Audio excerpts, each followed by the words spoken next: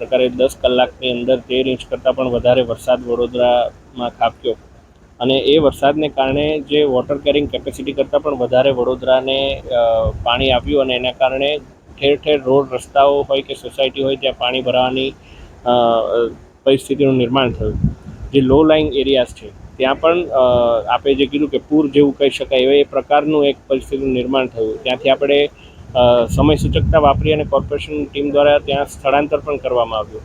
કોર્પોરેશનના સમગ્ર પદાધિકારીઓ, અધિકારીઓ, અમારા વિધાનસભાના મુખ્ય દંડક આદરણીય બાલકૃષ્ણ શુક્લજી, તમામ ધારાસભ્યશ્રીઓ, અમારા શહેર પ્રમુખ ડૉક્ટર વિજયભાઈ શાહ અને તમામ કાર્યકર્તાશ્રીઓ, તમામ કાઉન્સિલરશ્રીઓ સાથે મળી અને લોકોને આ એક જે મોટી મુસીબત હતી એમાં જે કંઈ પણ યથાશક્તિ ખિસકોલી યોગદાન લોકો આપી શકે એ પ્રકારે તમામે મદદ કરવાનો વિનમ્ર પ્રયાસ કર્યો છે.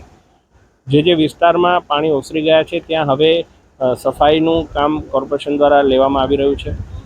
સાથે સાથે જે રિઝર્વોયર્સ આપણા છે, આજવા હોય, પ્રતાપપુરા હોય, એનું પણ લેવલ મેન્ટેન થાય અને વિશ્વામિત્રીનું પણ લેવલ ક્યુરેટ થાય વ્યવસ્થિત, એ માટેના પણ પ્રયાસ ટેકનિકલી કોર્પોરેશનના ઉચ્ચ અધિકારીઓ દ્વારા કરવામાં આવી રહ્યા છે.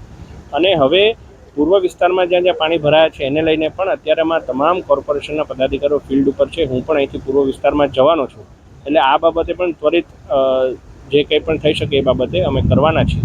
સાથે સાથે માનનીય મુખ્યમંત્રીશ્રી સાથે પણ મારે કાલે મળવાનું થયું. એમણે પણ આ બાબતે ચિંતા વ્યક્ત કરી અને સરકારશ્રી દ્વારા જે કંઈ પણ સહાય કરવાની હોય એ બાબતે એમણે પોઝિટિવ અભિગમ અપનાવ્યો છે.